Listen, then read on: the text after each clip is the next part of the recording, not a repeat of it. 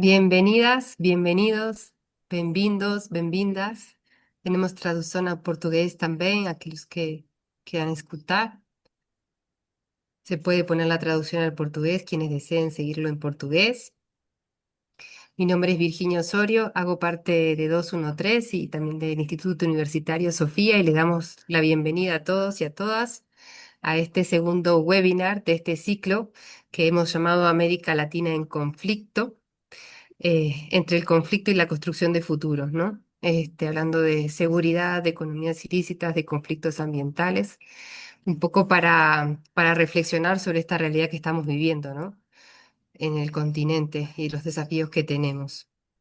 Sobre todo lo que tiene que ver con la violencia en nuestras ciudades, esta normalización que se experimenta, que nos acostumbramos a ciertas noticias, la expansión de ciertas lógicas mafiosas también en la región, el desafío que tienen los estados para hacer frente desde las políticas y legalmente a todas estas situaciones, la cultura de de la ilegalidad como ha ido permeando.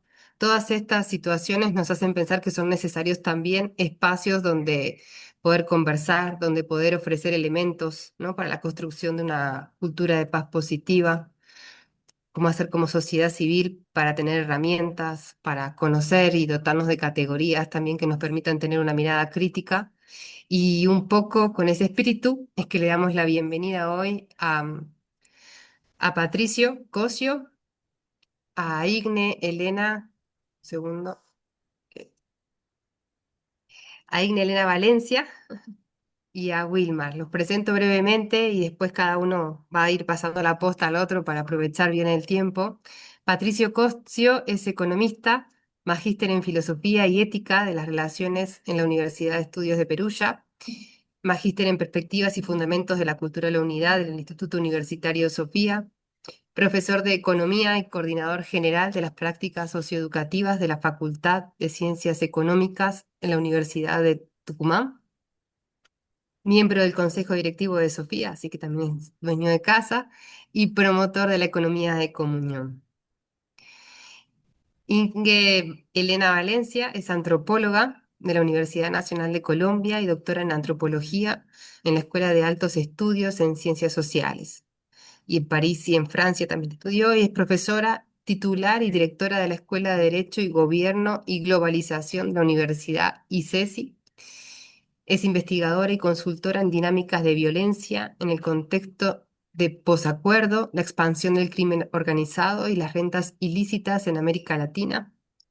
Actualmente hace parte de la red de expertos de la Iniciativa Global contra el Crimen Organizado Transnacional y la red de observatorios de seguridad.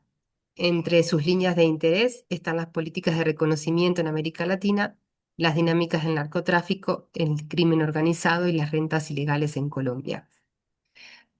Wilmar Andrés Martínez Valencia, profesional en planeación y desarrollo social, estudiante de la maestría en filosofía en la Universidad Pontificia Bolivariana, cuenta con más de 20 años de trayectoria en la gestión sociocultural en Medellín, liderando políticas de arte, juventud y participación ciudadana.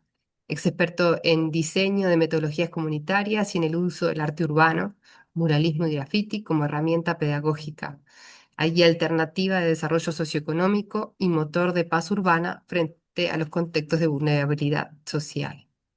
Como ven, tenemos acá tres expertos con los cuales vamos a poder conversar sobre esta pregunta que anima este webinar, que es cuando lo ilegal funciona, cómo repensar las economías también ilícitas, ¿no? Y cómo poder afrontar estos desafíos y reconocerlos también. Así que le damos la palabra a Patricio para poder comenzar y les agradecemos a todos por su participación aquí. Bueno, Vicky, muchas gracias. También gracias a Inge, Wilmar, que podemos compartir este espacio desde disciplinas bastante diversas, ¿no? Pero creo que buscando siempre soluciones interdisciplinarias bueno, que es el camino por ahí que más alentador que nos queda. Yo voy a compartir pantalla ahora para mostrar algunas diapositivas, hablándole desde mi disciplina, ¿no? Desde la economía, poder presentar algunos puntos puntos de reflexión, ¿sí? Que podamos conversar después con esto y tener distintas perspectivas, ¿no? Bueno, vamos con esto. Perdón, un segundito que... Ahí está, sí yo puedo ver bien aquí también. Disculpa, Patricio, mientras tanto, recuerdo para quienes hayan llegado en este momento que está disponible la traducción en portugués por si alguien la necesita. Sí, respecto a eso, si por ahí en algún momento voy muy rápido, no se entiende, me avisan para que, más que nada para que se pueda traducir al portugués si hay algo que quede por ahí dando vueltas. ¿M? Bueno, a ver, en estos 15 minutitos que por ahí tengo asignados para compartir con ustedes, a ver, yo no vengo a hablarle específicamente de economías ilegales, sino que lo que quiero compartir con ustedes es aquello que hace o que permite que estas economías ilegales existan y surjan, ¿no? O sea, desde ese lugar trato de posicionar esta breve presentación. ¿M? Bueno, para ello voy a presentarles a ustedes a ver, unos lineamientos que plantea Otto Scharmer. Otto Scharmer él enseña en el MIT y creó una teoría, la teoría U, que justamente analiza en el ámbito organizacional cómo el repensar, ¿no? Repensar prácticas, repensar paradigmas, repensar puntos de vista para poder efectivamente generar un cambio, ¿no? Y vale no solo en el ámbito organizacional, sino es una crítica más bien sistémica, ¿no? De hecho, este autor plantea una paradoja que él le llama la paradoja de la policrisis, o sea que son muchas crisis, ¿no? Porque dice que la paradoja es que colectivamente, si llegamos a resultados eh, que impactan en distintas esferas de nuestra vida, pero que los individuos, las personas, de manera individual, no están buscando, ¿sí? A modo de ejemplo, digamos, nadie se levanta por la mañana diciendo hoy con mis hábitos de consumo y con mi vida, mi estilo de vida voy a destruir el planeta, ¿no? O sea, no hay una, digamos, una voluntad colectiva, consensuada para ir y destruir el planeta, ¿no? Sino que pero sí las prácticas, los hábitos, los estilos de vida que tenemos como seres humanos, hablo de todo el planeta en general, nos están llevando a una destrucción del planeta, ¿no? O sea, eso para que se entienda. O sea, los resultados colectivos de alguna manera no se condicen con las intenciones de los individuos. O sea, y él dice que justamente nos enfrentamos a una al menos triple crisis, ¿sí? O sea, hay tres fracturas existentes que tiene que ver una fractura ambiental, una fractura ecológica, una fractura social, o sea, una fractura entre los vínculos entre el yo y el otro, sería, y una fractura consigo mismo, ¿no? Una fractura que él le llama fractura espiritual. Ya vamos a explicar brevemente de qué se trata cada una de ellas, ¿no? A ver, como fractura ecológica, creo que es bastante, a ver, conocido en los tiempos que vivimos, esta desconexión que existe entre el yo, la dinámica individual con la naturaleza, ¿no? O sea, como una cultura, esta cultura pregnada por un capitalismo que hace uso de la naturaleza para el consumo, ¿no? Es como que hay una brecha entre nuestra conciencia y lo que efectivamente hacemos, ¿no? Sabemos que nuestros hábitos de consumo, sabemos que nuestras prácticas productivas están haciendo daño al planeta, pero no obstante ello seguimos haciéndolo, ¿no? Con algunos cambios marginales, ¿no? Hablo en la generalidad de los casos, ¿no? Y entender que esto, o sea, esta brecha que existe, eh, no es una anomalía, o sea, no es algo marginal o algo casual, ¿no? O sea, entender que esto es el resultado de un modelo económico, ¿sí? Un modelo económico atravesado por nuestras decisiones diarias, que somos parte de, ¿no? No es un agente externo que actúa solo, sino que es un conjunto, Patricio, perdona que te ¿sí? interrumpa. ¿Vos estás pasando un PowerPoint o una presentación? Porque aquí estamos viendo siempre la misma imagen. Te digo por las dudas. Gracias, Eh, Wilma, por avisar. no, sí, no, estuve pasando las diapositivas, yo acá las voy pasando. Ah, ¿No se ve nada? ahora se ve fractura ecológica, sí. Puede ser que 1.78. se haya trabado. Capaz. A ver, las Las paso tres por... fracturas, Sí, sí, le había ahí se mencionado las ve. tres fracturas y aquí estoy con la fractura ecológica, ¿no? Listo, Sí, bueno, voy a ir pasando acá en mi computadora para ir chequeando que no se trabe. No hay dale. problema. Gracias por avisar. A Wilmar agradecerle que fue el que lo... Gracias, Wilmar. ¿Sí? Entonces, a ver, detrás de esto, como para ir cerrando esta idea de fractura ecológica, el sistema productivo en el cual estamos insertos, y cuando hablo de capitalismo, no solo hablo de capitalismo occidental, ¿no? O sea, podemos pensar en países como China, que hay un socialismo de mercado que también opera bajo esta lógica, ¿no? O sea, una lógica extractivista. Bien, y aclaro porque esta lógica extractivista no es un capricho de malos actores que están en el día, digamos, tomando decisiones, sino que es la lógica del sistema económico. Bien, o sea, tratamos la naturaleza como un recurso al cual hay que explotarlo para nuestro consumo, y el costo externalizamos el costo. O sea, el costo no es nuestro, el costo lo absorberá la naturaleza a quien le toque. Y en esa lógica extractivista entra no solo lo ilegal, o sea, no es una lógica extractivista de las economías ilícitas, es una lógica extractivista en lo legal también. O sea, el sistema económico legal e ilegal opera bajo esta lógica, ¿no? La economía ilegal no inventó el extractivismo, de hecho hay minería ilegal que seguramente comentarán después, pero esta lógica la aprendió de la economía legal, ¿sí? O sea que se entiende que nuestro paradigma al cual nos enfrentamos es extractivista. Por otro lado, ahí creo que pasó, si no se pasó, vamos con la fractura social.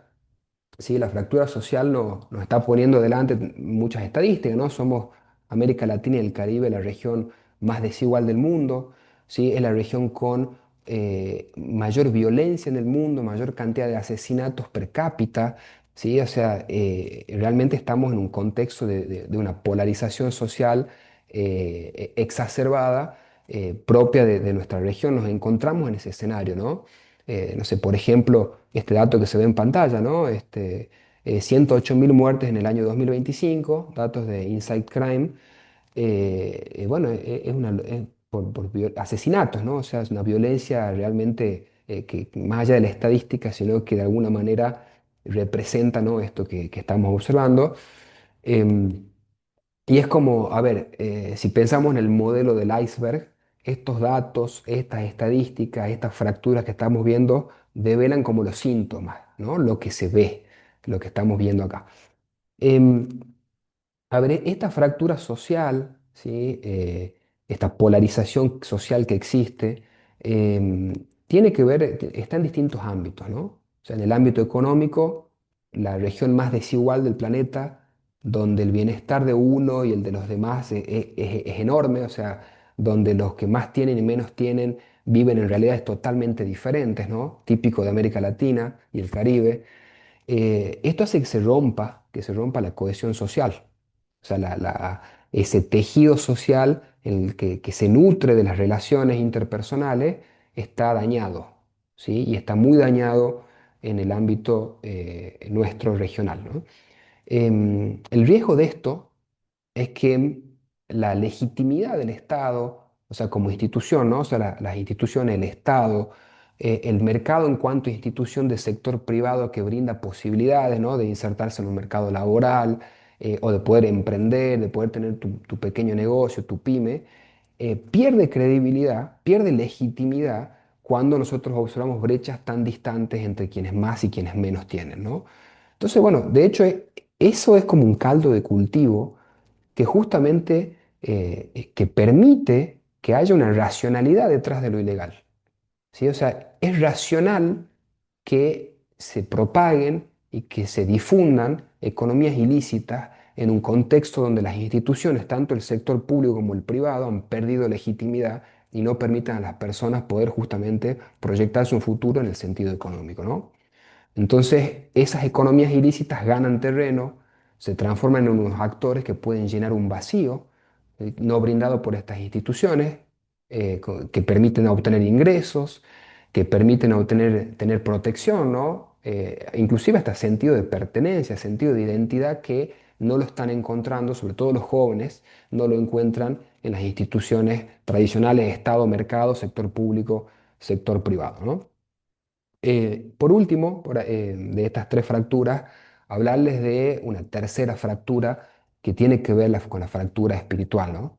¿En qué sentido? ¿Qué significa esta fractura espiritual? ¿Sí? Otto Scharmer define como una desconexión existente entre mi yo actual, o sea, quien yo soy ahora, y un yo mío en el futuro de mi mayor potencial, ¿no? O sea, hasta dónde puedo llegar, qué puedo alcanzar yo en el desarrollo de mi vida, ¿no? Cómo me inserto yo en un propósito, una vida con sentido, ¿no? Entonces, en este contexto, sobre todo en una sociedad hiperconectada, en una sociedad que vive a un ritmo acelerado, ¿no? La vertiginosidad del ritmo de vida, sumado al uso y abuso de redes sociales, estar hiperconectados constantemente, ¿no? Hay autores como Byung-Chul Han, ¿no? Que habla de la sociedad del cansancio.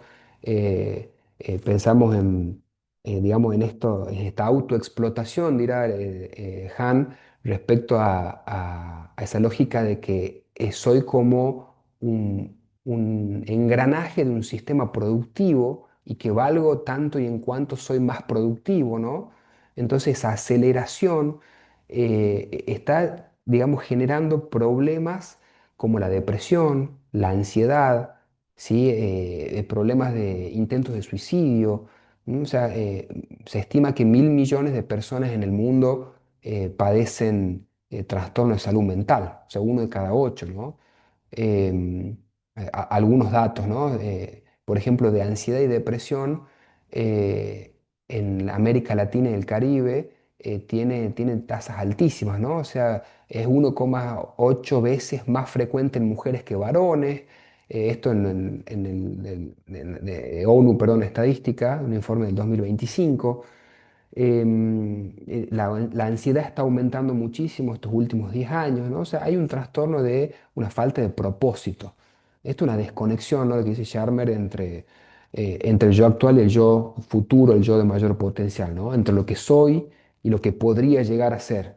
Cuando se carece, esa brecha entre quién soy y lo que podría llegar a ser se agranda, justamente emerge en contexto de resignación, contexto de búsqueda de algún atajo para poder alcanzar algo y justamente de vuelta, o sea, ese contexto permite que economías ilícitas brinden un espacio para que esas personas se integren en busca de un sentido perdido, ¿no? De su vida. Em, bueno, perdón, me pasé una de más. Entonces, la raíz del problema, lo que dice Sharmer pensando en este modelo del iceberg, ¿no? Es que esto que observamos, ¿no? Violencia, desigualdad, desconexión con la naturaleza, crisis espiritual, desconexión con mi yo futuro. Él dice en realidad hay que ir más en profundidad, o sea, no quedarnos solamente con esos síntomas, sino ir a otros niveles, ¿no? O sea, buscar qué es lo que origina esos comportamientos, qué origina esos procesos, ¿sí? Existen estructuras, ¿por qué hay esas estructuras? En última instancia llegamos a modelos mentales, a paradigmas de pensamiento, o sea, qué es lo que pensamos, a qué le damos valor, por decirlo de alguna manera, ¿no? Entonces, acá como se ven en pantalla, él plantea que nosotros nos encontramos en un paradigma egológico, egocéntrico, ¿sí? Una lógica extractivista, donde el éxito se lo considera como quien tiene más riqueza. El éxito es la maximización de una ganancia, ¿no? Desde lo material. Patricio, perdona que te interrumpa, pero estamos Sí. ya casi en tiempo, para que lo Dale, tengas en voy cuenta. cerrando, dale, perfecto. Sí, bueno, entonces lo que plantea por ahí el autor y siguiendo un poco con este espíritu es pasar de un paradigma, o sea, el cambio de fondo es un cambio de paradigma, de ir de lo ecológico a lo ecológico, a lo ecocéntrico y pensar cómo nos relacionamos con la naturaleza, con los otros y con uno mismo en cuanto a su perspectiva de propósito de vida desde otro lugar, ¿no? Para generar regeneración en el medio ambiente, generar un bienestar, preocuparnos por el bienestar sistémico, ¿no? Entonces, bueno, dicho eso, con esta cierro, ¿sí? O sea, como dejando digamos, un anhelo no un anhelo, sino como ver las primicias, qué está brotando, qué emerge de a poco. O sea, existen señales de futuro, o sea, con un paradigma distinto, ¿no? O sea, como filosofías del buen vivir en Ecuador, en Bolivia, que tienen una armonía y se integran con lo ecológico. La agroecología para volver a devolver a la naturaleza su equilibrio, ¿no? En México, en Colombia hay ejemplos de esto. En Nigeria escuché en un encuentro de economía de comunión hace la semana pasada, cosas muy grandes se hicieron. O nuevas maneras de hacer empresas, ¿no? Empresas B, finanzas éticas, economía de comunión, o sea, hay distintas manifestaciones que justamente buscan girar hacia un paradigma más integrado, ¿no? Bueno, con eso queda esta pregunta, ¿no? O sea, más que dar respuestas, quería cerrar dejando una pregunta para compartir, ¿no? O sea, invitarnos a la reflexión, ¿no? O sea, ¿qué tendría que pasar con estos cambios de paradigma para que lo legal funcione mejor que lo ilegal, ¿no? Muchas gracias. Muchas gracias, Patricio. Le damos la palabra a Inge, que va a contar un poco más todavía por qué está funcionando lo ilegal. Sí, Gracias. bueno, gracias Virginia, gracias a todos y todas por estar aquí. Bueno, yo les quiero contar, voy a tratar de ser muy, muy rápida, sé que va a ser mucha información, pero quería contarles pues un trabajo que venimos desarrollando. Yo estoy aquí en la Universidad de ICESI, en Cali, en Colombia, y justamente pues este es un trabajo un poco que hemos tratado de hacer pensando el caso colombiano, pero también abriéndolo un poco a lo que está pasando en América Latina. Yo saludo mucho la intervención de Patricio porque nos deja esas preguntas sobre el cambio de paradigma, eh, pues a un escenario que sabemos que en América Latina pues es la región más desigual, es la región más violenta y pues desafortunadamente esas economías ilícitas en este momento están en expansión, ¿no? En nuestra región normalmente las economías ilícitas están asociadas al narcotráfico, pues a la economía de la droga. En general, pues todos los países están vinculados a algún tipo de eslabón de la cadena, pero lo que hemos encontrado en los últimos años también es que estas economías ilícitas se han ampliado, se han diversificado. En Colombia, Perú y Bolivia tenemos coca. En Colombia, Brasil, Venezuela tenemos minería, hay deforestación, digamos, hay una muy conectado con lo que decía Patricia ahora con relación a la crisis ambiental. Y creo que esta es una situación bastante desafortunada, no solamente por los impactos ambientales que tiene, como ya lo veremos más adelante, sino porque claramente ese aumento de las economías ilícitas se están relacionando con la expansión del crimen organizado, que es una agenda muy importante que se está eh, posicionando en la región, es un fenómeno que está ahí, que crece cada vez más y que conecta además, como lo decía la presentación del seminario, con las dinámicas de violencia que tenemos a nivel regional. No hay que olvidar que somos la región más desigual, más violenta también. Y desafortunadamente las intervenciones que estamos teniendo para responder a esos fenómenos de violencia, de criminalidad organizada, de las economías ilícitas, pues tienen que ver también con esas políticas de seguridad y esas intervenciones que tienden a la mano dura, ¿no? Y que ya lo vimos, ha pasado en Ecuador, ha pasado en El Salvador, en Colombia estamos, digamos, en este debate de la coyuntura donde las discusiones de seguridad han sido muy importantes y conectan claramente con estas discusiones de economías ilícitas que están muy presentes en un país como Colombia, pero en otros países latinoamericanos también. Yo les quiero aquí en esta primera parte hacer una presentación muy rápido, por ejemplo, de cifras, de qué estamos en economías ilícitas, que muy tradicionalmente pensamos, por ejemplo, con relación a cultivos de uso ilícito, principalmente de coca. Ustedes saben que Colombia, Perú y Bolivia son los principales productores de hoja de coca, sobre todo en la región andina y en la gráfica, pues ustedes pueden ver esas mediciones que hace normalmente Naciones Unidas contra la droga y el delito, aunque se ha abierto, por ejemplo, en Colombia un debate sobre las formas de medición, pero claramente vemos que ha habido un, una tendencia a la alta, particularmente en Colombia, y algo que hemos encontrado con preocupación. Me confirman si están viendo el paso de las diapositivas, ¿cierto? Listo. Si vemos Gracias, bien y Virginia. escuchamos también. Listo.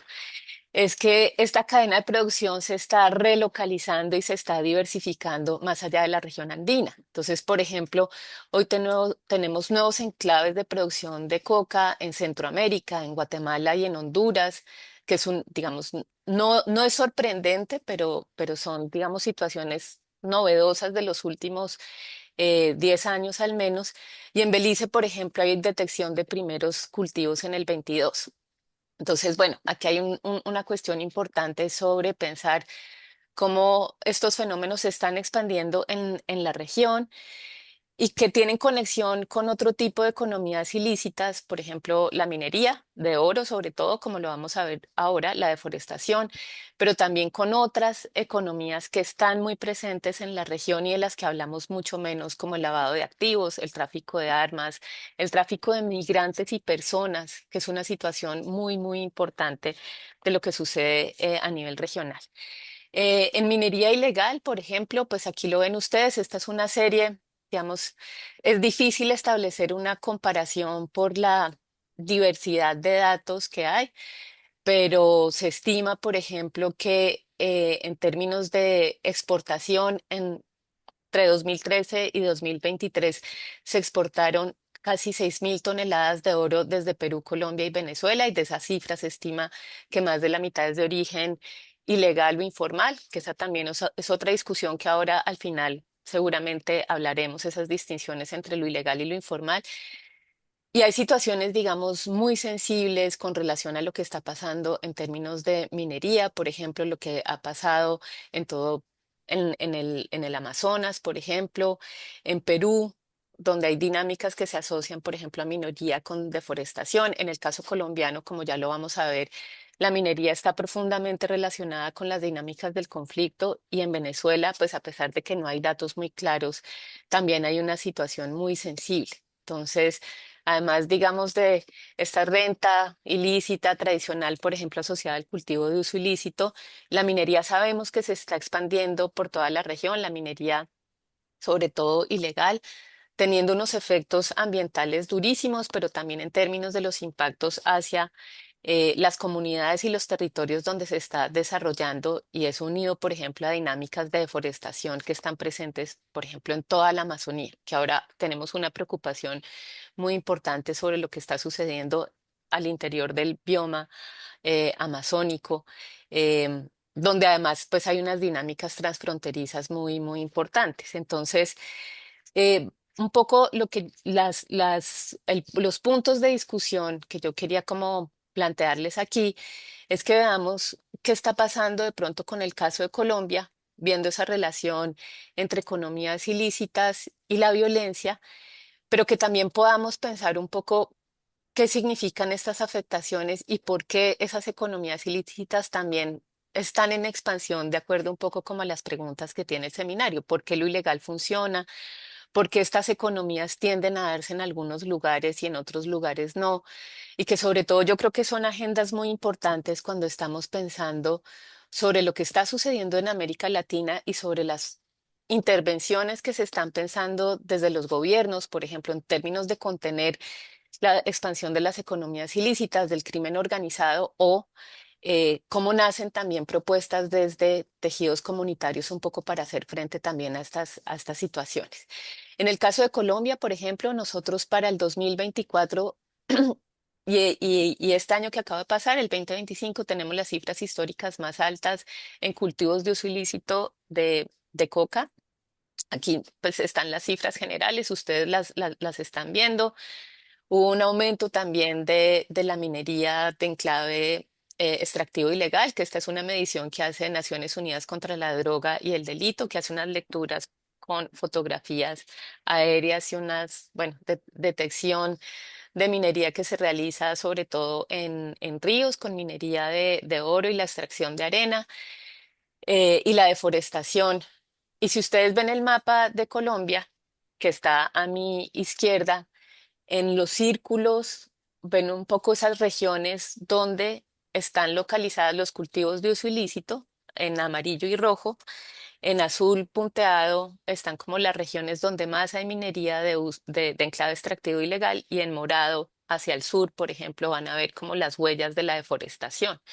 Entonces, claramente, pues vemos que estos mapas, digamos, esos lugares que se concentran son como muy regionalizados, están sobre todo como hacia las regiones fronterizas y pues digamos que no es un secreto que en Colombia, en esta fase que estamos en el conflicto, que es un conflicto mucho más, digamos, donde los actores tienen unas trayectorias más criminales, pues tiene una relación muy directa, digamos, con el acceso y control que tienen a estas rentas ilícitas. Entonces, este es un panorama, por ejemplo, en el caso particular de Colombia, pero yo creo que se comienza a compartir, por ejemplo, cuando pensamos la Amazonía, con lo que está pasando en algunas regiones en Brasil, en Perú, en Venezuela, pues vemos, digamos, que estas rentas ilícitas, por ejemplo, están en lugares eh, donde hay. Yo siempre debato un poco con la idea de la ausencia estatal. Sí, yo creo que hay una idea de presencia del Estado muy desigual, muy selectiva, muy precaria, ¿sí? Digamos, ahí podemos pensar estas relaciones como de el centro versus la periferia. Yo creo que en general en América Latina nuestros estados han sido muy centralizados, bueno, con excepción, puede haber excepciones, digamos, con Brasil, con México, pero en general sabemos que una cosa es muy distinta las capitales urbanas y otra cosa esa presencia estatal cuando hablamos de esos territorios periféricos y fronterizos, ¿no? En Colombia, por ejemplo, esos departamentos fronterizos son más pobres, hay menos presencia y oferta estatal, hay menos acceso a servicios del Estado. Aquí nosotros tenemos una clasificación, por ejemplo, de los municipios con relación a la oferta estatal, el desempeño fiscal y en general Colombia es un país muy desigual, no solo económicamente, sino con relación a su presencia estatal. Entonces, en general las fronteras son más pobres, hay menos presencia estatal, un poco como que yo lo pongo en la lejanía, hay digamos, una cuestión importante por resolver la oportunidad y el acceso, digamos, a la oferta estatal, pero también yo creo que es importante pensar que esos territorios fronterizos no son solo límites geográficos, sino también son fronteras que conectan territorios y que conectan poblaciones. Y en general nuestras fronteras tienen unas conexiones muy orgánicas a nivel transnacional, ¿sí? Piensen, por ejemplo, si hay personas de Brasil, de Perú, de Ecuador, nosotros tenemos una vía fronteriza pues muy conectada y las economías ilícitas en este momento están dinamizando esas fronteras. Entonces hay una conexión transnacional muy importante que a veces quienes estamos en las regiones más urbanas, más ubicadas al centro, muchas veces desconocemos, pero claramente, digamos, esos territorios fronterizos son lugares estratégicos también para grupos armados, por ejemplo, en el caso colombiano, en el caso ecuatoriano, en el caso brasilero también, que nos muestran, digamos, cómo son territorios también en disputa. Y acá hay una discusión muy importante en cómo en estos territorios el acceso y control, por ejemplo, por las rentas ilícitas, ha permitido que estos grupos hagan ejercicios de no solamente de control territorial, sino ejercicios, digamos, de eso que llamamos como la regulación del orden social, como ejercicios de gobierno en esos territorios fronterizos o lejanos donde esos estados pues tienen una presencia muy precaria. Pensemos, no sé, eh, los estados de Macapá, Roraima en Brasil, aquí en Colombia, el caso que ya les voy a contar un poco del Pacífico, de la Amazonía, sí, nuestras fronteras están disputadas por los grupos armados y en este momento, por ejemplo, hay un muy importante ejercicio no solamente de control territorial, sino de ejercicios de gobernanza por estos mismos actores que se refleja en el control de las rentas, pero también en la oferta, por ejemplo, de servicios con relación a la justicia, a la resolución de conflictos, a la infraestructura, a la construcción de infraestructura, que son tareas del Estado que estos grupos terminan realizando. Entonces, creo que ahí hay una cuestión importante cuando hablamos, por ejemplo, de esa expansión de las economías ilícitas en el contexto latinoamericano y pues para el caso colombiano, por ejemplo, pues sus fronteras marítimas también han sido pues lugares muy importantes que tienen un pues lugar estratégico cuando hablamos de esa relación con las economías ilícitas, ¿no? Pues muchas veces se dice que Colombia tiene como toda esa historia muy estrecha relacionada, por ejemplo, al narcotráfico por la posición geoestratégica que tiene, por la conexión, las conexiones que permiten tanto el Océano Pacífico como el Mar Caribe. Y entonces, por ejemplo, el Océano Pacífico ha permitido, lo digo porque yo estoy en Cali, que es una ciudad que colinda hacia el Pacífico, pues permite las conexiones que ustedes ven ahí en este mapa, hacia Centroamérica, hacia Ecuador, hacia Perú, hacia Chile. El Caribe, digamos, tiene una conexión muy importante hacia Centroamérica y Estados Unidos y Europa, en términos, por ejemplo, de esas conexiones cuando pensamos como la diversificación y, por ejemplo, el abaratamiento de actividades. Este mapa que ustedes ven ahí es un mapa que realizamos con datos de UNODC y de, bueno, em, agencias, digamos, de la Armada Colombiana. Estos son los trazos de rutas ilegales que, que, que se tienen, digamos, mapeados para 2023. Entonces, nosotros somos un lugar, por ejemplo, donde se produce, pero donde se procesa em, coca, y estos son, digamos, como las rutas de tránsito que son muy importantes, ¿no? Entonces, pues esta expansión, digamos, de las economías ilícitas en nuestro país está relacionada con esa fase mucho más criminal del conflicto, pero un poco el reto que estamos comenzando a ver en este momento en que es muy necesario comenzar a entender que las rentas ilícitas se están diversificando y que están interactuando. Entonces, por ejemplo, en esta región en la que yo me ubico actualmente, que es la región Pacífico, una región que se ubica al occidente de Colombia, pues los cultivos de uso ilícito han sido muy importantes. Del total que hay en Colombia, un poco menos de la mitad están localizadas aquí en esta región, pero también ha sido muy importante y muy grave también lo que ha sucedido con relación a la minería de enclave extractivo ilegal. Más o menos de esos datos que les mostraba ahora de UNODC, un poco más de la mitad de las actividades de minería de enclave extractivo ilegal que se realizan en el país están aquí en el Pacífico, en el Chocó, bueno, y Antioquia, que es otro departamento que no pertenece a la región. Entonces uno podría decir, estas dos economías ilícitas interactúan, están muy presentes en la región, pero algo muy importante, pues, ha sido, por ejemplo, entender las transformaciones de estas actividades y cómo están interactuando. Entonces, por ejemplo, la minería en la región en la que yo estoy, en el Pacífico, ha sido muy importante. Digamos, desde la colonia, desde los tiempos de la colonia en Colombia, la minería se realizaba un poco para el sostenimiento económico de la colonia y de la república. Y eso hace, por ejemplo, que en la región llegue población de origen africano para realizar estas actividades y pues en el contexto, digamos, de la esclavización. Posteriormente, pues, esta actividad se asocia a los procesos de manumisión, de liberación de estas poblaciones. Entonces, hay una tradición, por ejemplo, para las poblaciones afro, la minería hace parte de sus actividades tradicionales, pero vemos que hay una transformación muy importante cuando hacia finales de los años 90, inicios del año 2000, hay un boom muy importante en Colombia de actividades mineras. Eso tiene que ver, digamos, con estas apuestas de reprimarización de la economía y hay aumento, digamos, de actividades mineras, tanto legales e ilegales, y hay, digamos, como esa apuesta también por hacer frente, digamos, a los cultivos de uso ilícito a través de las fumigaciones, de las aspersiones. Entonces hay como una relación, por ejemplo, entre el recrudecimiento del conflicto armado, la entrada de actores armados a la región que van a comenzar a hacer minería de una manera muy distinta.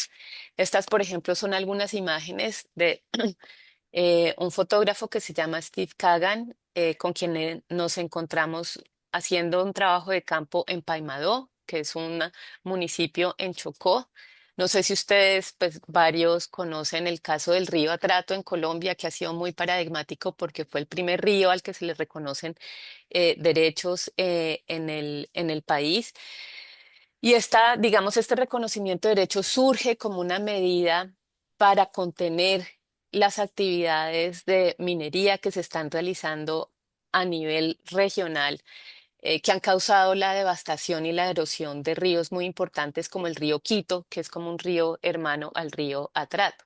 Entonces, si trazamos una línea temporal, yo creo que uno podría comenzar a ubicar esta expansión de la minería en muchos lugares en América Latina. Sucede en el Pacífico, sucede, por ejemplo, en varios ríos de la región amazónica colombiana que conecta, digamos, con dinámicas que están sucediendo en Perú, que están sucediendo en Brasil también, y lo que vamos a ver en los últimos años, al menos desde el 2012, 15 para acá, al menos los últimos 10 años, es un aumento importante de estas dinámicas con relación a la minería, pero que además están interactuando, por ejemplo, con los cultivos de uso ilícito en nuestro país. ¿Sí? Entonces, en el caso, por ejemplo, particular de Colombia, del Pacífico o de la Amazonía noroccidental, que corresponde a departamentos como Caquetá, Putumayo en Colombia, hay una estrecha relación, por ejemplo, entre cultivos de uso ilícito y minería ilegal. Ahí yo creo que es importante tener presente, por ejemplo, en términos de la minería, lo que ha significado el aumento de los precios del oro, para entender, por ejemplo, ese boom minero que se ha dado también en Brasil, en Perú. Y yo creo que aquí hay situaciones muy problemáticas que conectan un poco, por ejemplo, con esa triple crisis de la que nos hablaba Patricio ahora. ¿Sí? Entonces, hay una transformación muy importante en las formas de subsistencia. Entonces, de esta minería, por ejemplo, muy tradicional, muy artesanal, que se realizaba como una actividad complementaria a la agricultura por comunidades rurales, vamos a encontrar, por ejemplo, una minería controlada por actores armados que utilizan además maquinaria de gran calado, retroexcavadoras, em, digamos, maquinaria que está pues teniendo unos impactos ambientales gravísimos. Entonces vemos, digamos, esta transformación de esas formas de subsistencia, pero vamos a ver también, digamos, lo que significa que estas economías ilícitas estén controladas por actores armados. Entonces, en nuestro caso, por ejemplo, en Colombia, claramente actores armados como el Clan del Golfo en la región de Antioquia y del Caribe controla las actividades de minería. Hay una serie, digamos, de trabajos que ya se están haciendo con mirada transnacional, por ejemplo, al caso brasilero, la presencia que tiene el Comando Bermelo en toda la región amazónica. Para Inge, el... Sí, perdón que te interrumpa, pero ya quedan como poquitos minutos para poder ir bueno, cerrando. No, entonces no, algo no muy... te, o sea, sí, que puedas terminar tranquila, pero Sí, dentro de poquito. listo. Así, Entonces, gracias. como que pensemos no solamente los impactos ambientales, sino lo que significa que haya actores armados que controlan estas actividades utilizando, digamos, la violencia y que pensemos pues también, digamos, lo que significa pues esa expansión de este tipo de economías cuando hablamos, sí, de la cuestión medioambiental. Y en términos, pues, de los usos de la violencia, pues hay una clara relación, por ejemplo, cuando pensamos esa relación economías ilícitas em, con dinámicas de violencia. Por ejemplo, este año la Fundación FCDC, la Fundación Conservación para el Desarrollo Sostenible, produjo un informe sobre todo el bioma, digamos, el control que están haciendo grupos armados en la Amazonía y mostraba, por ejemplo, cómo en un caso comparado Brasil, Perú, Colombia, Ecuador, en general los municipios amazónicos donde hay economías ilícitas están teniendo un aumento muy significativo en sus tasas de homicidio. ¿Sí? Aquí en Colombia tenemos un debate en que las tasas de homicidio no pueden ser el último indicador, pero claramente, digamos, hay una relación entre la expansión de las economías ilícitas, los procesos de gobernanza que tienen estos actores ilegales y los usos de la violencia que están ejerciendo hacia las personas, pero también a lo que significa, digamos, esta violencia lenta cuando hablamos como de la pérdida de los ecosistemas y la vida misma. Entonces, aquí, por ejemplo, pueden ver estos mapas, a mí me gustan mucho los mapas, estos son el mapa que ustedes ya habían visto de las rentas ilícitas en Colombia, esas interacciones que hay, por ejemplo, y aquí al lado derecho está un mapa sobre el asesinato de líderes sociales que ustedes saben ha sido un asunto muy sensible sobre todo desde la firma del acuerdo de paz en 2016, que pues está ahí y vemos claramente que hay una relación que tiene que ver con cuestiones políticas, pero también con la expansión de estas economías y la presencia que hacen los actores armados a nivel territorial. Entonces, yo quería cerrar pensando como el caso de Colombia, haciendo menciones, perdón, me devuelvo ya, al caso digamos, como de Brasil, Ecuador, si hay personas aquí, como tres ideas para que terminemos. Yo creo que la primera es que desafortunadamente las economías ilícitas en América Latina tienen una relación con la reproducción, sí, del capital y de la violencia también, ¿no? En el caso colombiano es claro que las rentas ilícitas se están expandiendo en un contexto de persistencia del conflicto, de precariedad estatal. Y yo creo que es clave que pensemos también cómo esas economías crecen en contextos de mucha violencia, ¿sí? Lo digo por el oro, por la coca, por la deforestación, en historias como el banano, la palma en el Caribe, en Centroamérica, como los proyectos petroleros y de infraestructura muchas veces crecen en zonas de guerra. ¿Sí? Y persisten y se reproducen además. Entonces yo creo que hay una cosa ahí de capital y violencia, pensando mucho como me quedé pensando mucho en la presentación de Patricio, como en esta policrisis, ¿sí? De la que estamos hablando. Entonces, ahí yo creo que lo ilícito tiene que ver con la violencia, ¿sí? Pero también yo creo que estamos en un momento en que es necesario pensar que lo ilícito tiene conexiones con lo lícito también y hay que romper como la dicotomía en los extractivismos y que solo lo ilegal es lo ilegal, ¿sí? Lo que estamos encontrando, por ejemplo, es que muchas de estas economías claramente tienen que ver con relaciones legales e ilegales, ¿sí? Como que no nos olvidemos que lo ilegal es solamente lo ilegal. Sí, yo creo que hay toda una cara de la otra moneda que hay que contar. Por ejemplo, pues nuestro oro ilegal termina siendo utilizado como valor refugio en el norte global y estamos en el momento como de los picos más altos del valor del oro, ¿sí? Los dineros del narcotráfico se blanquean en finca raíz. Esta es una historia clarísima en Colombia, pero hablamos mucho menos del lavado de activos y de las finanzas ilícitas, ¿sí? Entonces, claramente sí, Trump dice, voy a bombardear las lanchas, hacemos guerra contra las drogas, pero mucho menos se habla, por ejemplo, de la persecución a las finanzas ilícitas y yo creo que desde Latinoamérica deberíamos hablar mucho más sobre esa persistente relación de lo legal y lo ilegal, ¿sí? Y finalmente, yo creo que en términos, conectando de nuevo con la presentación de Patricio, sí hay un panorama muy difícil. Están en expansión las economías ilícitas, somos la región más desigual, más violenta, pero claramente hay procesos de defensa territorial, de resiliencia que se están realizando y yo creo que ahí tiene mucho que ver cómo los procesos de defensa territorial tienen que ver con poder generar, digamos, otras oportunidades, otras formas de vida que a veces es muy difícil. O sea, competir a las rentas ilícitas en un contexto de precariedad es muy difícil y lo pienso, por ejemplo, en términos de la vinculación de nuestros jóvenes en América Latina a actividades ilícitas, a grupos criminales, a bandas, pandillas, etcétera. En Colombia estamos viviendo en un pico de reclutamiento en este momento, pero hay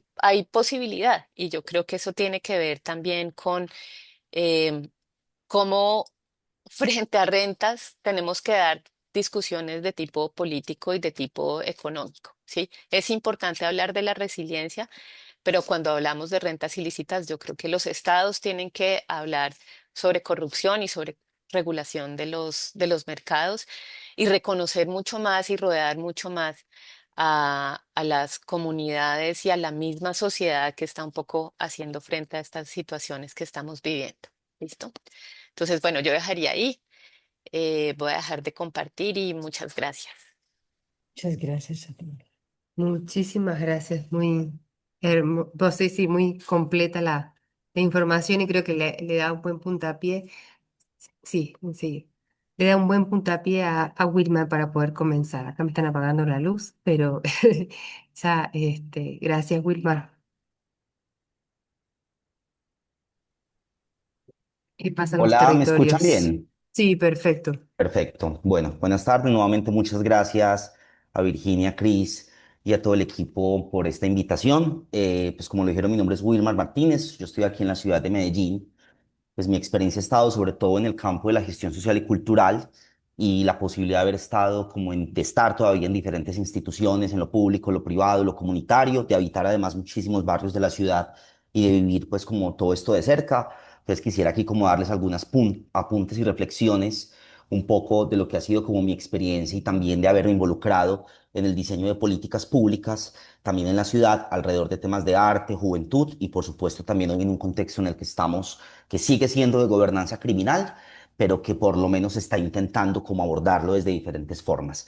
Entonces llamé a esto, a esta presentación de 15 minutos, el monopolio de la vuelta. Un primer contexto es que en Medellín, cuando hablamos de la vuelta, nos referimos al fenómeno criminal y sobre todo al fenómeno de la gobernanza criminal. Ustedes van a escuchar a un chico o una chica de la ciudad hablar de la vuelta y se está refiriendo al combo, al grupo comunal, que es el que ejerce pues un monopolio en este caso. Quiero hablar un poco Perdona, un de... poquito más Hola. despacio para la traducción, por Ay, favor. perdón, sí, yo que soy aceleradísimo. Gracias, Cris. Entonces, quería decirles eso, que ese es un primer concepto que es importante que se habla en la ciudad y es la vuelta, que es esa hegemonía criminal que existe en los diferentes barrios, pero también quisiera atreverme a plantear un par de ideas en torno a lo que creo yo que desde el punto de vista económico, y esta es una situación que también se ha discutido mucho en Medellín, podría un poco darnos respuestas a nuevas formas de abordar el tema de las economías ilícitas, en este caso, insisto, en fenómenos urbanos y puntualmente también en el caso de la experiencia de Medellín. Pues yo creo que muchos de ustedes conocen bien el contexto de la ciudad. Medellín es una ciudad que en el 91 se consideró la ciudad más peligrosa del mundo, con la tasa de homicidios más alta en la historia, que pues prácticamente rompió toda una generación. En el año 91, para darles un ejemplo, murieron alrededor de 6.970 jóvenes, solamente jóvenes entre 14 y 28 años. Y si bien hoy hemos logrado, por fortuna, bajar la tasa de homicidios, de acuerdo con lo que decía INGE, esa es una cifra que todavía no logra entender como la complejidad del fenómeno, sí tenemos todavía situaciones que nos siguen afectando. Y aquí hay un primer elemento que quisiera plantear, es que existe, digamos, y yo he participado en muchos espacios académicos sobre este tema, digamos, una fuerte como tendencia a hablar de las causas de este tema meramente desde la carencia, es decir, un chico o una chica necesita plata, no encuentra opciones en el mercado formal y sencillamente elige meterse a una estructura criminal. Medellín sí ha vivido mucho de ese fenómeno y claramente hay unas condiciones de pobreza multidimensional que ha hecho que muchísimos jóvenes decidan ingresar al mundo de la ilegalidad. Sin embargo, lo que esta ciudad también ha mostrado es que el asunto ya no solamente pasa por una idea de la carencia, sino por una idea de la riqueza, es decir, de la aspiracional de la riqueza.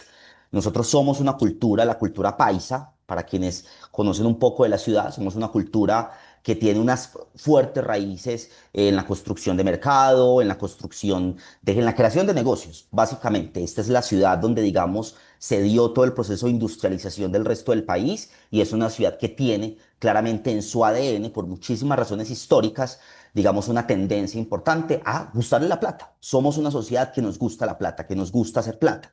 La diferencia es cómo la hacemos, y ese es, digamos, también parte del quiebre que la cultura del narcotráfico nos generó como ciudad, porque pasamos de una ciudad que fue la capital industrial de Colombia a una ciudad que sencillamente transformó sus ideas en conseguir plata al costo que sea. Hay una frase de una serie, pues, y que también fue recolectada por parte de Alonso Salazar en la parábola de Pablo, que es el libro que cuenta un poco la historia de Pablo Escobar, y es una frase que doña Armilda, la madre de Pablo Escobar, le repetía a él de manera constante y es, trabaje mi hijo y haga plata, y si no, haga plata. Y esto lo digo es porque hoy, sobre todo en la ciudad, lo que sigue existiendo ya no solamente es un ejercicio de supervivencia económica a través de la estructura criminal, sino que es un sistema que sobre todo compite en términos culturales. Es decir, hoy a los chicos les gusta hacer parte de la vuelta. Ahorita también lo decía justamente Patricio, hay una sensación de sentido, de pertenencia, pero en el caso de Medellín particularmente, ya no solamente de sentido de pertenencia, sino que también hace parte estructural de la vida de un joven. Incluso, tengo que decirlo, también eso ha llevado, y por eso un poco ahí planteo como ese axioma estructural, porque este es un sistema que compite en lo cultural y que tiene unos resultados asimétricos porque nos pone en la balanza la participación del Estado y la sociedad ahí, pero sobre todo es un sistema que ha penetrado tanto la mente de los chicos y chicas que ya únicamente no solamente llevan esas ideas al mundo de la vuelta, sino que pasan en diferentes campos. Pongo el ejemplo, Medellín es la ciudad de Colombia y Colombia es uno de los países del mundo que más tiene modelaje webcam. Y detrás de ese modelaje webcam, más allá de la discusión o no de si es explotación sexual, prostitución o lo que sea, sí hay una intención y una falta de empatía por parte de una persona que se pone en una cámara 10, 12 horas y sencillamente solo le interesa sacarle plata al otro. Un poco esa mirada extractivista que Patricio nos planteaba ahorita, eso lo hemos llevado a diferentes mercados. La ciudad, por ejemplo, ha venido construyendo un mercado alrededor de la brujería internacional, transnacional, y es básicamente una modalidad de estafa que está haciendo que muchos latinos en Estados Unidos manden muchísima plata para Colombia, especialmente para Medellín, a personas que aparentemente les están haciendo un acompañamiento espiritual. Esto, insisto, lo que evidencia es que hay una narcocultura que penetró todas las esferas y que no solamente es eso, y es un poco lo que quiero mostrar acá también. Esta es una, pues la cifra todos la conocemos, 33% de los homicidios ocurren acá, pero creo que la capa que no logramos ver, y a mí hay un autor que en particular me ayuda también a entender mucho esto, pues alrededor del triángulo de las violencias, y es que no logramos ver, digamos, esa capa de la violencia cultural, la violencia estructural, que también hace parte de lo que hoy hace que un joven decida hacer parte de una estructura. Hoy tenemos unas asimetrías del mercado formal. Medellín es una ciudad que por fortuna ha logrado tener unos avances económicos y sociales importantes en los últimos años. Hemos tenido gobiernos que, digamos, suben y bajan en función de su aporte a esto. Sin embargo, hay una realidad y es que si bien aún tenemos situaciones en círculos de pobreza alrededor de la ciudad, digamos que ha venido consolidándose en la ciudad una clase media baja y media alta que, digamos, ya no tiene la excusa alrededor de pues, que un joven no tenga oportunidades para ser parte. Hoy en Medellín hay oportunidades educativas, muchísimas, sobre todo porque la ciudad por fortuna cuenta con un presupuesto de inversión pública bastante gordo, mucho más que incluso otras ciudades del país. Pero lo que seguimos teniendo, por un lado, es una trampa legal donde el exceso de carga tributaria, de trámites y de un montón de asuntos hace que eso que llamamos economía barrial termine asfixiándose. Y eso obviamente se convierte en una trampa, pero al mismo tiempo en un valle de la muerte que permite que un montón de jóvenes y de que personas encuentren en la ilegalidad una forma más fácil y más sencilla de poder acceder a mercados. Y también sí seguimos teniendo, a pesar de los avances, una falla en la absorción de talento, es decir, esta es una ciudad que todavía es incapaz en muchas formas de que los jóvenes accedan al mercado formal laboral. Hay jóvenes además que cada vez, y tenemos unos indicadores que por desgracia están bajando en la ciudad, estamos incrementando deserción educativa, estamos incrementando deserción escolar. Los jóvenes hoy cada vez quieren estudiar menos y hacer parte menos de la educación formal, y eso está generando problemas adicionales porque eso está haciendo que sencillamente ya luego sea mucho más difícil la absorción de ese mercado formal. Y los trabajos que la ciudad presenta para jóvenes, la mayoría son en entornos laborales muy tóxicos. La ciudad hace muchos años tomó la decisión de ser una ciudad de servicios y eso ha ocasionado que también aparezcan los call centers y un montón de ofertas que desgraciadamente se ha desconectado mucho también de los jóvenes. Y esto ha generado de alguna forma unos vectores de atracción criminal, es decir, en esa hegemonía criminal que la ciudad tiene, hay como tres asuntos que también permiten que un joven diga, yo quiero hacer parte de esto y quiero mantenerme en esta estructura de economías ilícitas. Lo primero son las rentas inmediatas. El mercado formal de ninguna forma logra satisfacer las necesidades económicas de un joven a la velocidad que exige un poco el entorno. Y cuando me refiero al entorno es sobre todo, y ahí voy con el segundo punto, a lo que exige sus aspiracionales estéticos. Esta es una generación que es tal vez la generación más sobreestimulada, con más información, pero que además accede cada vez más a referentes estéticos absolutamente imposibles de alcanzar. No todos van a poder ser influencers, no todos van a poder ser famosos y demás, pero la presión cultural que eso ejerce sobre ellos y sobre todo la presión de pares en la misma ciudad hace que un joven diga, yo necesito plata ya, no tengo tiempo de una universidad 5 años, no tengo tiempo de un trabajo formal que me paga mensual, no, yo necesito plata ya y estoy dispuesto a hacer lo que sea con tal de cumplir con mis aspiracionales estéticos. Entonces, por eso vuelvo y digo que en el caso de Medellín el fenómeno ha venido mutando en las últimas décadas. Ya no es un asunto solamente de necesito plata, sino también es un asunto de quiero más. Y quiero más de mejor forma y en mayor escala, y eso también hace parte de ese asunto. Y tercero, hacer parte de una estructura de poder en esta hegemonía criminal, pues claramente permite acceso a recursos. Es decir, yo hacer parte de un combo de la vuelta, sea vía directa, ser un campanero, ser un carrito, ser un jíbaro o ser el duro, claramente me permite a mí tener acceso a recursos, respeto y un estatus jerárquico.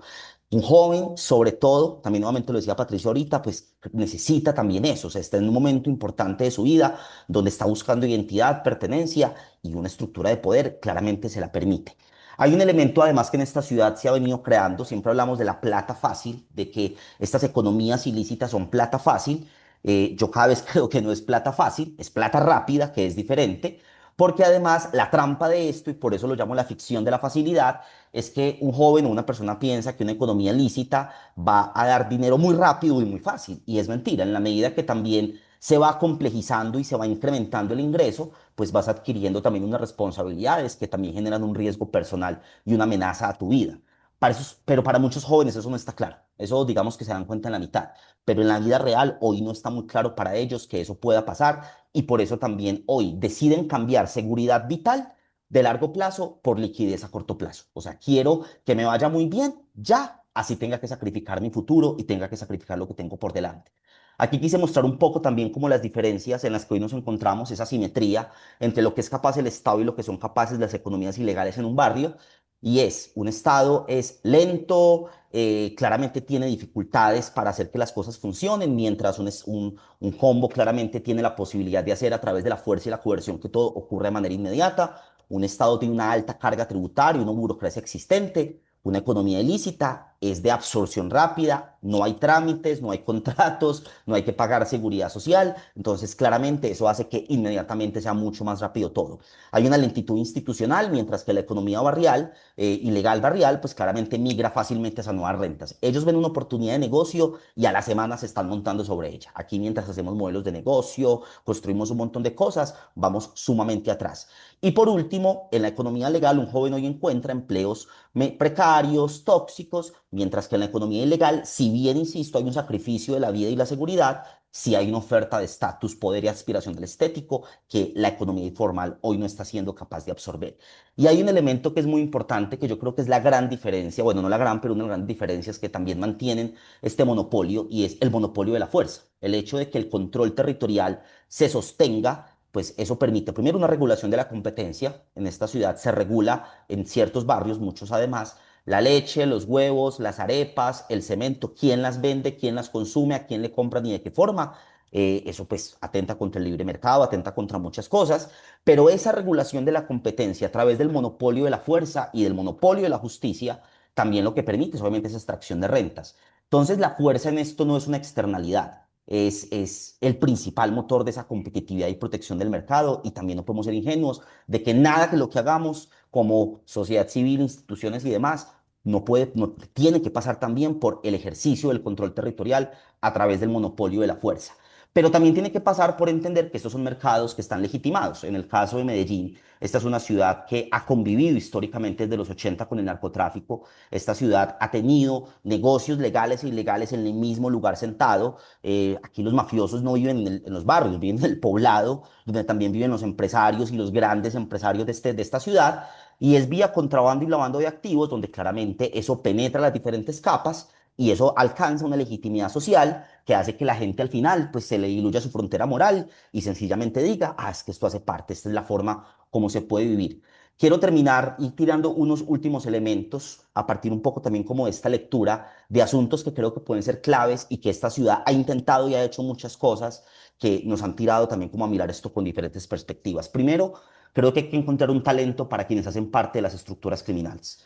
Ellos hoy no tienen capacidad de ser absorbidos por el mercado formal. A ellos no se les puede ofrecer un trabajo 8-5, ni al chico que está en el primer nivel de la frontera, ni al mando medio además, que ese pues sí que menos. Los mandos medios, quiero decirlo, además siguen siendo el reto más complejo en cualquier proceso de sometimiento de estructuras criminales. Hoy Colombia está todavía, en medio de esta campaña, viviendo un proceso de diálogo sociojurídico con estructuras criminales. En el caso de Medellín, el Valle de Aburrá es en la mesa de Itagüí, que es con el cartel de Medellín y con lo que antes se conocía como la oficina de Envigado. Pero el punto de los mandos medios seguirá siendo complejo porque las cabezas de esta estructura hoy sencillamente les interesa entregar sus negocios. En el proyecto de ley, además de sometimiento a la justicia, se planteaba casi un 7% de legalización de sus rentas, pero mientras no pensemos cómo redirigir ese talento y esas capacidades, sencillamente no va a pasar. Y pongo ejemplos muy puntuales. Aquí hay talento, muchísimo. La criminalidad requiere talento. Pablo Escobar era un hombre talentoso. Eso pues hay que empezar a decirlo. Entonces, la pregunta es, ¿a dónde llevamos ese talento? Y si yo que además convivo con muchos de mis amigos viviendo en estructuras, yo cuando los veo, yo digo, estos tienen un talento comercial, un talento, un liderazgo tremendo, pero que claramente hoy no está en el tema formal. Te pido, Virgis, si me regalas 2, 3 minuticos para terminar este puntico. En Sí, esa misma tranquilo. lógica, de una, muchas Basta gracias. saber que sí, que tratamos, y vamos tratando de cerrar, pero que puedas expresar las ideas, porque bueno, pienso que estamos todos de acuerdo que es muy rico el contenido y que vale la pena. Así que De una, muchas gracias. Lo otro es que necesitamos, y esto tiene que ver también con la capacidad del Estado y sus instituciones para operar sobre todo de cara a lo barrial, y es, hay una frase de Loluco Orlando, que además, pues exalcalde de Palermo, líder del movimiento antimafia, que ha estudiado este tema de manera más rigurosa, y recuerdo que él siempre, varias veces que he tenido la oportunidad también de hablar con él, lo que ha dicho es, hay que hacer que lo legal sea mucho más conveniente que lo ilegal. Es decir, mientras encontremos en lo ilegal las posibilidades inmediatas de hacer que las cosas funcionen, pues allá lo seguiremos haciendo. Y eso pasa también, por ejemplo, en la creación de empresa, por simplificar totalmente los trámites al punto que podamos competir efectivamente, ojalá en algún momento en agilidad y financiación, pues y formas a este mercado legal. Y un asunto que para mí fue un hallazgo, sobre todo después de trabajar en ProAntioquia, que es como la fundación empresarial más importante de la ciudad del gran empresario antioqueño, y es que yo creo que necesitamos hibridar los tejidos empresariales. Esta es una ciudad que está desconectada, como muchas ciudades latinoamericanas, y está fragmentada en lo social, lo económico, lo político y lo cultural. Y en el caso económico puntualmente, yo he tenido la oportunidad de trabajar con los empresarios, el tejido empresarial gira en torno a sus mismos campos sociales y sus mismos grupos de interés. Es decir, el proveedor de la agencia de marketing es primo o amigo con el que se graduó en el colegio privado. El proveedor y la empresa que se encarga de proveer materias primas es primo, amigo del que fue novio del amigo en tal parte. Es decir, hay un mismo campo social que comparte economía, pero que no se conecta con la economía barrial. Y eso mismo pasa en el barrio. En el barrio se comparte economía, pero eso no conversa con la gran economía. Entonces, un poco también bajo esa perspectiva, creo, hay una pregunta que nos planteaban para el espacio de hoy, que una de las tareas de la gran empresa privada es construir cadenas de valor híbridas con las economías populares, que el empresario se convierta en socio inversor de esas economías populares también, que combinen sus cadenas de valor para hacerse proveedores y que hagan parte de ese ecosistema, porque de lo contrario va a ser muy difícil que eso se pueda ser penetrado también de otras formas. Y cierro con esto, creo que estas son las tres imperativos del sector privado, esa inversión territorializada que permita llevar capital directamente a los territorios. Si no desarrollamos corredores de servicios y comerciales en los barrios de nuestras ciudades capitales, en Latinoamérica, sencillamente no vamos a poder crear puestos de empleo y capacidades para poder que se compita con lo ilegal. Lo decía hace un momento, hoy no es necesario que el sector empresarial dé plata vía fundaciones de lógica de benefactores, sino en una lógica también inversionista que permitiría también que se apropien más del territorio. Si algo sabe un empresario es cuidar su plata, y si su plata está invertida en los barrios, pues les va a interesar cuidar el barrio, cosa que hoy no pasa. Y por último, también esto pasa por un asunto de conversación y mentoría entre esos grandes empresarios y por supuesto las personas. Esto pasa por bajar el costo de lo legal, pero también subir drásticamente el costo de lo ilegal. Y eso implica, por supuesto, persecución financiera, lo decía Inge, mientras no ataquemos el lavado de activos, no ataquemos todo lo que ocurre alrededor de eso, no va a pasar nada. Y es justamente la cadena que menos atacamos, pues porque además la más pantallera es lo otro. Y por último, creo que lo importante de esto es pasar de un ejercicio de ilegalidad desde lo cultural y desde lo estructural, precisamente a aportar a la construcción de una conciencia de cuidado colectivo. Por desgracia, la economía criminal y esa idea de la plata rápida nos pone por delante solamente la posibilidad de pensar que tengo que pensar en mi propio beneficio y en el de mi gente, y necesitamos tener una mirada mucho más macro frente a ese tema. Creo que, y con esto cierro, la batalla criminal no es un asunto punitivo.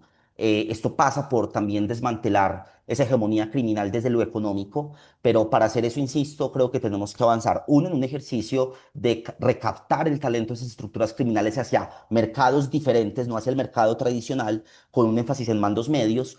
Y creo que también para eso necesitamos cambiar la perspectiva de cómo entendemos esos grupos. Colombia se ha debatido entre dos enfoques, entre entender estos grupos criminales como grupos políticos que tienen una categoría, en este caso, de un estatus político o estructuras criminales. Yo quiero decirles que hay que empezar a verlos como empresas y hay que empezar a verlos como actores que quieren es hacer plata. Entonces, en esa medida, hay que tratarlos como empresarios y de esa forma absorberlos en el mercado formal. Cierro con eso y bueno, atento aquí a la conversación. Muchas gracias.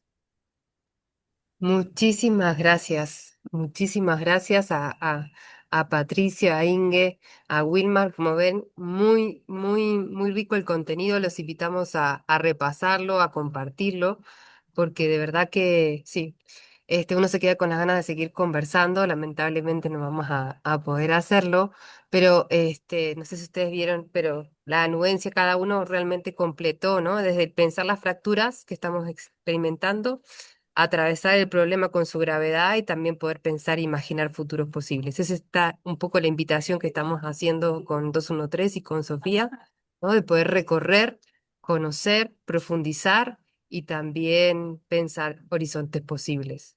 Así que les agradecemos muchísimo a cada uno porque realmente es de muy buena calidad. Y bueno, nada, nos esperamos al próximo. Tenemos el 25 de junio, vamos a hablar sobre los conflictos territoriales, justamente, y ambientales. Un poco algunas de estas cosas están, muy conectadas y seguimos pensando en cómo afrontar estas fracturas y fisuras encontramos para poder. Gracias de nuevo. No sé si quieren decir alguna otra cosa más nuestros invitados, pero realmente se pasaron. Bueno, yo quería agradecerles, bueno, a quienes estuvieron presentes, acompañándonos. Gracias a Inge, Wilmer, realmente siendo economista, escuchar estas otras disciplinas creo que enriquecen mucho la perspectiva y desde estos espacios, ¿no? Creo que la construcción colectiva puede forjarse en estos espacios, ¿no? Pensando quizás desde el lado de Sofía, ¿no? Por ahí posicionándome el acompañamiento con Sofía Latinoamérica y Caribe de estos años, sumándonos a 213, poder hacer esta mesa panel, le llamemos, ¿no? De distintas disciplinas, poder pensar, ¿no? Colectivamente, creo que, bueno, nada, esto nos va a ir acercando, ¿no? Me quedo con como distintos niveles, ¿no? O sea, distintos niveles de abordaje de estas problemáticas. Hay cuestiones inmediatas, o sea, tratar de sacar jóvenes, sacar personas de estas economías ilícitas, activar cuestiones del Estado, ¿no? O sea, cómo reformular el mercado, hablaba Wilmar, y Inge con toda la información, realmente es una problemática, hay un entramado complejísimo, pero bueno, también ver qué espacios de construcción generamos para hacer un mundo más fraterno, ¿no? O sea, poder tener estos encuentros entre distintos actores de distintos niveles, el Estado, el mercado y la sociedad civil, ¿no? Que podamos construir. Así que bueno, de mi parte nada más. Gracias a cada uno por este espacio. Gracias, Patricio. Inge, habías abierto el micrófono. Sí. No, muchas gracias y yo solamente diría, alguien puso por ahí, hay mucho por hacer. Yo creo que somos la región más desigual, más violenta, pero también hay mucha esperanza y mucha resiliencia, ¿no? Y en esta transición demográfica en la que estamos, hay que pensar mucho, hacer mucho por nosotros y esas generaciones que vienen, ¿no? Como que no solamente pensemos en lo que está pasando hoy, sino el futuro. Cuando pensamos las rentas ilícitas y los jóvenes, digamos, con todo lo que nos mostraba Wilmar ahora, eso tiene que ver con los jóvenes, pero tiene que ver con nosotros. ¿Sí? Entonces, creo que hay un mensaje también de acción y de esperanza también. A mí me pasa mucho que yo hablo de la crisis, de las economías ilícitas, la violencia, y a veces toca voltar la cara, así como Wilmar y Patricio lo plantearon, como hay muchas cosas para hacer, y yo creo que América Latina somos periferia, pero tenemos muchas cosas que decir y proponer también, y yo creo que hay que pensar mucho en el futuro por las generaciones que vienen. Gracias, Inge. Wilmar. Una cosita chiquita y es, yo creo que hay que crear nuevas formas. También se nos agotaron las formas tradicionales de abordar esto, es decir, solo bala y justicia o solo sometimiento y negociación. Creo que ambas cosas son insuficientes. Entonces creo que también estamos en un momento donde también el contexto nos está implicando pensar nuevas cosas, o sea, cosas diferentes, cosas que no hayamos hecho antes, y hay que ser atrevidos, porque también detrás de esto hay vidas. Detrás de esto también lo que hay son sueños que están o construyéndose o derrumbándose. Entonces creo que también estoy de acuerdo con Inge, nuestra responsabilidad histórica en este momento en el que estamos es también hacer un llamado a quienes tomen decisiones y también si algunos tienen la oportunidad de hacerlo, a pensar nuevas cosas, porque sí necesitamos un abordaje diferente. Y Latinoamérica creo que le va a dar una lección al mundo frente a este tema. Yo cuando hablo de Medellín en este asunto es porque en esta ciudad ha pasado todo. O sea, hemos tenido todas las violencias de todas las formas posibles, entonces aquí ha habido un laboratorio de lo bueno y lo malo. Y también creo que nos falta más conversar entre nosotros. A Medellín se le olvidó preguntarle al mundo cosas. Y yo creo que también estamos en un momento donde es importante ya también volver a preguntarnos cómo estamos abordando estos asuntos y de cara a lo que se nos viene también en el resto del continente, a la migración masiva, al fenómeno del cambio climático va a generar migraciones importantes. Entonces creo que ahí tenemos un reto importante. Muchas gracias a todos, a todas.